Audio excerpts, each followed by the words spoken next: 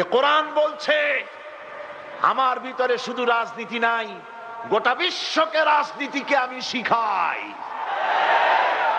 অর্থনীতি শিখাই, পৃথিবী চলবে কিভাবে তা আমি দেখাই। এই জন্য এই কোরআনের আসল মুফাসসির তো আমি নই। কোরআনের আসল মুফাসসির তো মাওলানা সিফাতুল্লাহ সাহেব নন, এর মুফাসসির তো মাওলানা আবুল কালাম আজাদ সাহেব নন, এর আসল মুফাসসির তো মাওলানা কামাল উদ্দিন জাফরি সাহেব নন। এর আসল মুফাসসির কে? কোরআনের আসল মুফাসসির, জেনুইন অথেন্টিক ইন্টারপ্রেটার, আল্লাহর পক্ষ থেকে নিয়োগ প্রাপ্ত মূল মুফাসসির যিনি, মূল তরজমানুল কোরআন, কোরআনের ভাষ্যকার যিনি, তিনি হচ্ছেন সর্বকালের সর্বযুগের সর্বশ্রেষ্ঠ মহামানব বিশ্বনবী জনাবে মুহাম্মদ রাসূলুল্লাহ সাল্লাল্লাহু আলাইহি ওয়াসাল্লাম। তিনি তার জীবনকে সাজিয়েছেন কোরআন দিয়ে। সুবহানাল্লাহ।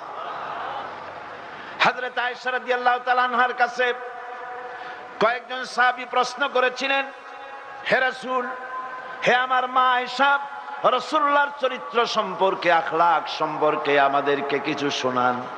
আমাদের মা উম্মুল মুমিনিন, সমস্ত বিশ্বাসীদের মা হযরতে আয়েশা বলেন, ও সাহাবীরা, তোমরা কি কোরআন পড়ো নাই?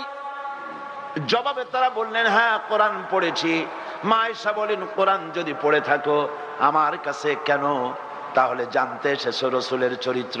কোরআন শরীফে যেটা পড়েছো তার বাস্তব নমুনা যদি দেখতে চাও তাহলে আল্লাহর নবী মুহাম্মদুর রাসূলুল্লাহর দিকে তাকায়া দেখো। কোরআনের মুজাসসাম নমুনা তিনি। এই কোরআন হচ্ছে একটা থিওরি। কোরআন কি? থিওরি।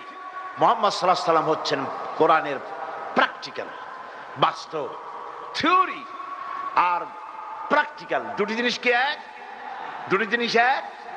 আমি যদি দৃষ্টান্তটা এভাবে দেই, কাগজের উপরে যদি আমি লিখি র দন্তেশ গয় ওকার লয় লয় আকার, কি হইল?